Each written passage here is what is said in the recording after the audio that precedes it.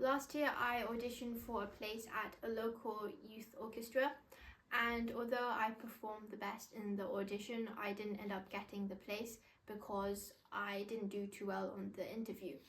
And when the interviewer asked me, what's your passion for music, I had a lot of things to say, but I couldn't express it very well. So today we're going to be talking about communication skills advice. And so firstly, your voice can be changed. So your voice isn't like fixed, and it's actually a series of behaviors and like learned movements. And like if you change your mouth movement or airflow, it can change your articulation, which can change like how you sound like when you speak. And many people don't really like change their voice much because they're like trapped in it, and they end up sounding the same forever, which limits their potential.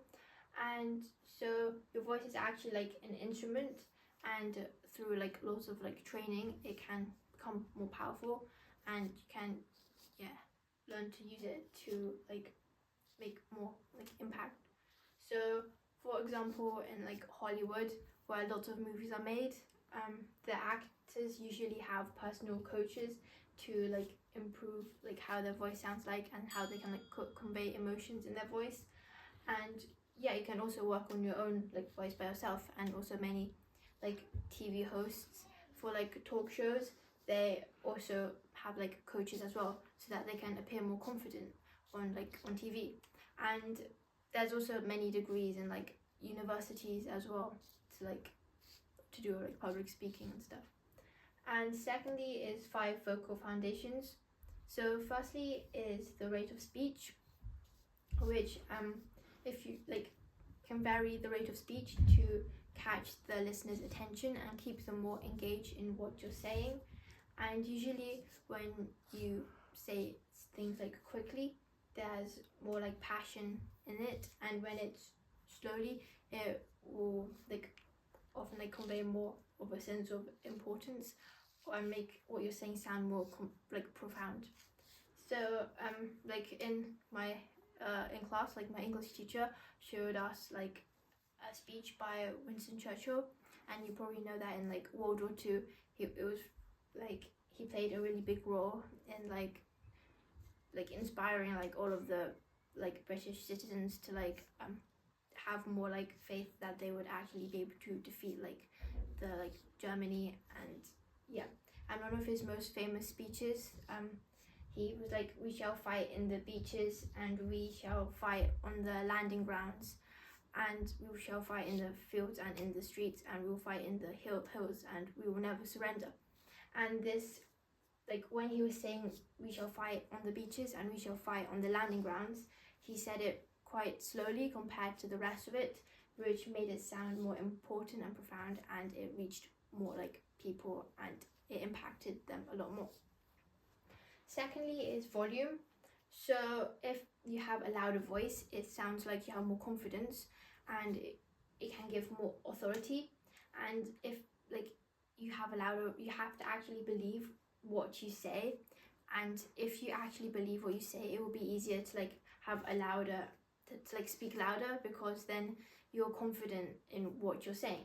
And most people are too quiet, and like which can make the audience feel that they don't have much energy or are hesitant on what they have to say.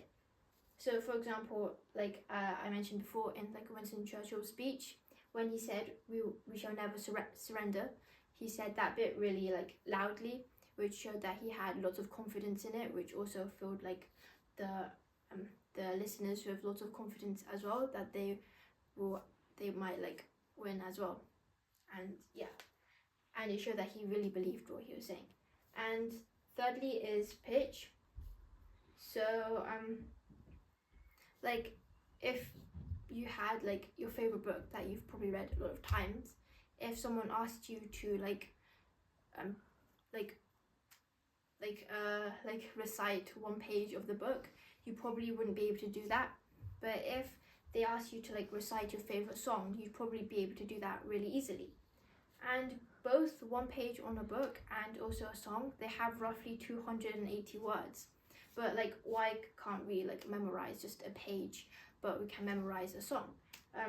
It's because a song is like, it has music, so it has a melody to them, which makes it way more, like, a lot easier to remember. So there's also like many piano songs, for example, like, or classical pieces, and they have no word in them, but they can make the listener feel lots of emotion. They can make them feel like sad or happy, but like there's no words in them, which shows that if there's more melody or range in your voice, it can like, it can make it more memorable and also convey more emotion in it as well. And many movies are also like this, so they start really calm, and then maybe in the middle, like, it builds up to like an action moment in the middle where it's like everything's like really like chaotic or something, and then it goes back calm again. And yeah, also like, yeah, as I mentioned before, in songs as well, for example, in like the song Yesterday Once More, which I can actually show you. So in the beginning it starts out calm, like,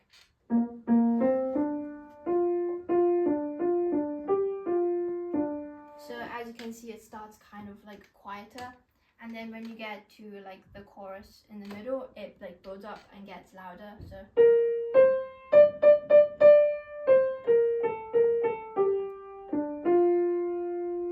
and then at the end again, it gets quieter again. So like this bit here. So yeah, in the end it goes back to being calm, and in the middle, in the chorus, it got louder. So basically, if you have like an actual melody, or more pitch when you're speaking, and not just saying the same notes or like going monotone, it makes it more memorable and engaging. And fourthly is tonality. So you should have like emotion under your words, because once you have the emotions under your words, then your facial expression will automatically mirror it to show your emotion. And your body language is also important in trying to like convey your message as well.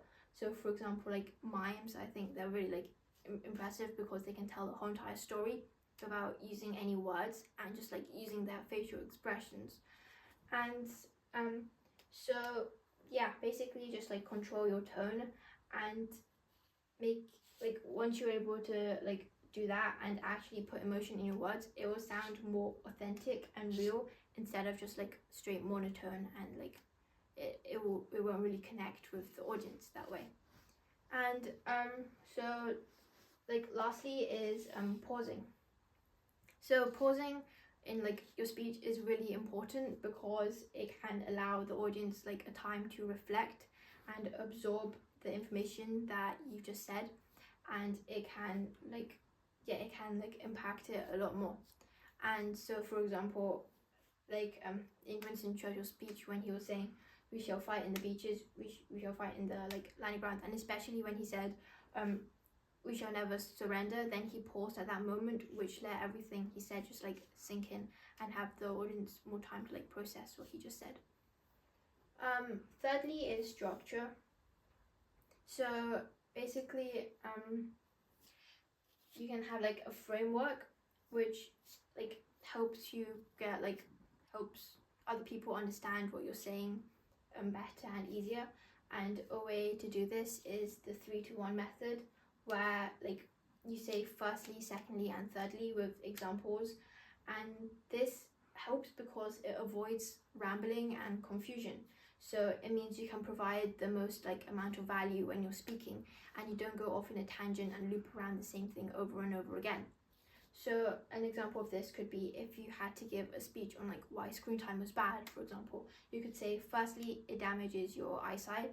Secondly, it like reduces like the social time you might spend with your friends. And thirdly, you could spend the time doing other like things that add more value to your life, because on screens most of the time it's like for entertainment or just scrolling through YouTube shorts. So if you say it this way, it really clearly lays out your points and avoids like to like forget them or like go over the same point again by accident. And yeah, it basically gets rid of filler words and allows you to think faster, because once you're able to think faster, you can speak clearer as well. Fourthly is accent and articulation. So accents can make it like hard to understand people, and it can cause many like misunderstandings, and it can also take away value from your speech. So the way in which you can like overcome this is to record a 20-minute video of yourself speaking, and it can't be from a script, and it has to be like improvised, because that's when your voice will sound the most natural. And then send it to like a speech pathologist and ask them and tell them the words you use most often, or like the common words you use, and ask them if they can help you identify the incorrect words. And then eventually like learn the mouth movement to better articulate the words, which can improve on confidence and also clarity. So like I had this physics teacher once, and he had like a really like thick Scottish accent, and which made it hard to understand sometimes. And so he would avoid the words which he had like lots of accents on, and instead use other words so we could understand him better. And he was also open to like improvements and like suggestions from like classmates. If he pronounced a word wrong and someone corrected him, he would like keep that in mind.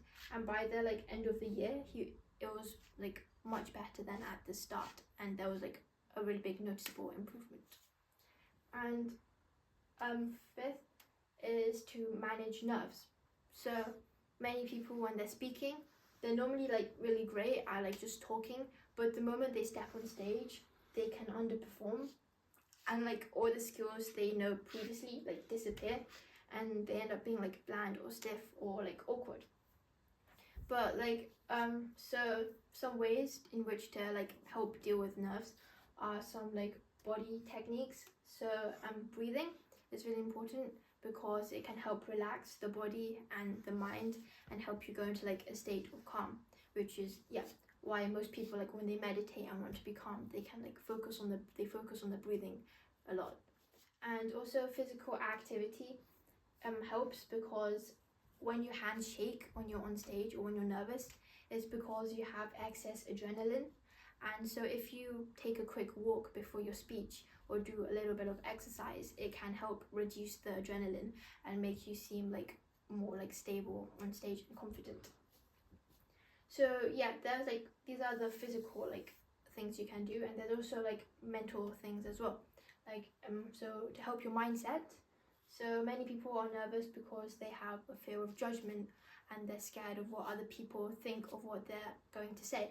So that causes them to become self-conscious. But a way to deal with this is to focus on the audience, because it's not about you, because you're just there to give value and not to be judged. So and also this is like communication skills are really helpful, because like in job interviews, it can help you be able to form connections, and now like having a good impression on the interviewer can be more important than credentials or how much you've like achieved like on paper. And so in conclusion, I think the most important things to take away are that just like the 5 vocal foundations, like the rate of speech, volume, pitch, tonality, and pausing, because those together, it can like change your like communication by a lot, and it can really have a big impact on what the listener takes away and keep them more engaged. And also to have like a structure, because it can help others understand you better, and it's like basically the first, second, and third, and list your points in order so that it's more easily understanding and you can avoid filler words.